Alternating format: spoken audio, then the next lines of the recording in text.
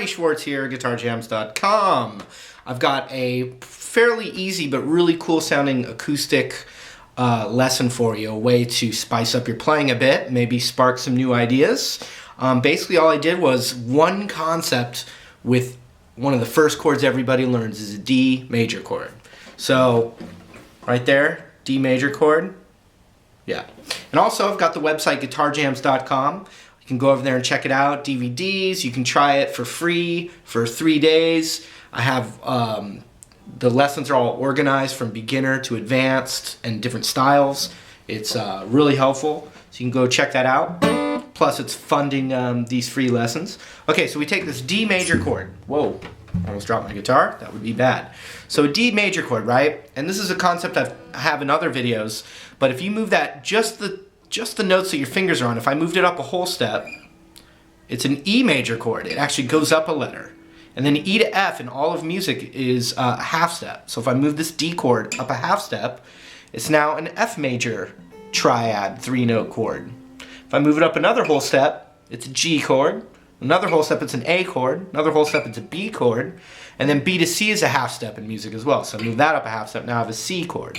So you can substitute your regular chords with this D shape, and it's really great when you're playing with another guitar player. Like if one guy's playing this G chord right here, you could take this D chord, D, E, half step to F, whole step to G, and I can play this one instead.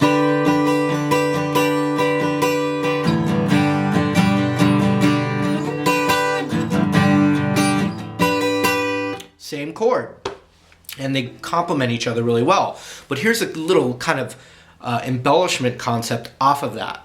So if I took this D chord, and this is also going to be called a D inversion. You can play this instead of a D chord. What I'm going to do is we're not even going to play the high E right now. We're not going to worry about it. We're going to take our middle finger and we're going to put it on the 3rd fret of the B string.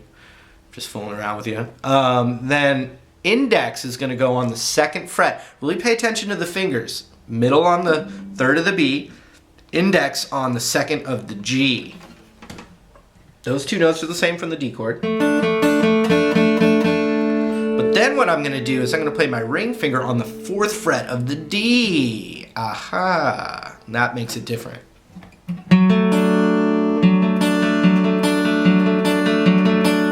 So we're not playing the root in the bass anymore, and if you don't know what that means, don't worry about it. It's just a cool D chord.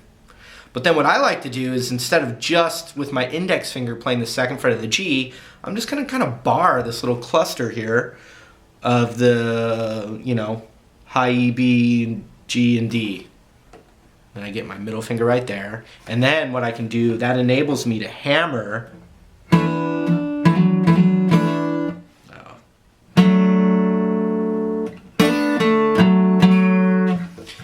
It enables me to hammer that 4th fret of the D string and get kind of a Hendrixy kind of sound.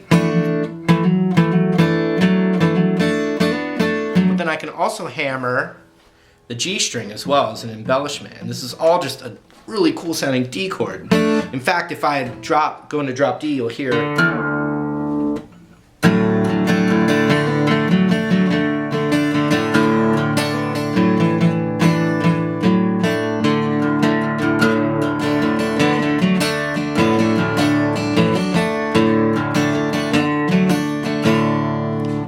when you're barring it, you can get the high E in there. You can add your pinky right here to the 5th.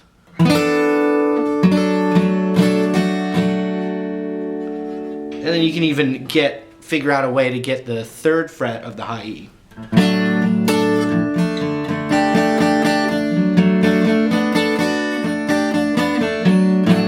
But look, if I take that concept with the D chord, and then I move it up to where, let's say my index finger's on the 7th fret, middle's on the 8th, ring's on the 9th, for the G chord, and then up a whole step for the A chord, now you have just the basic 1-4-5, but with really cool sounds, all right?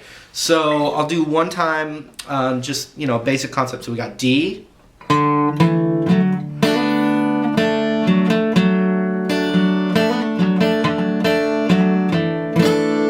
to G,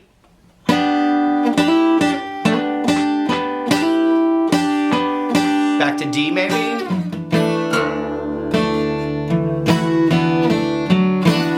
And then up to A. Down to G.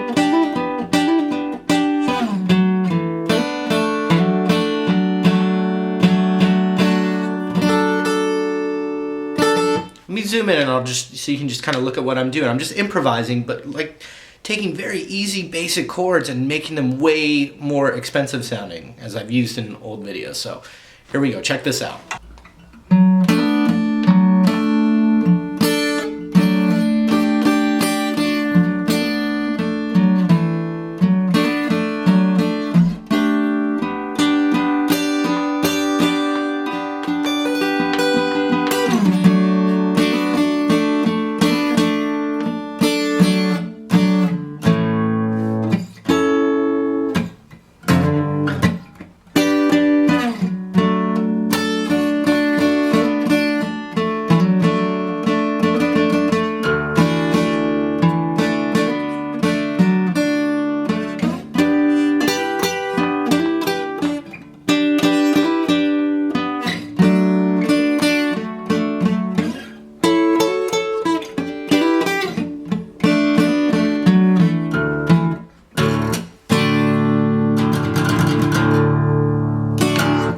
Keep going, keep playing. I know you can do it.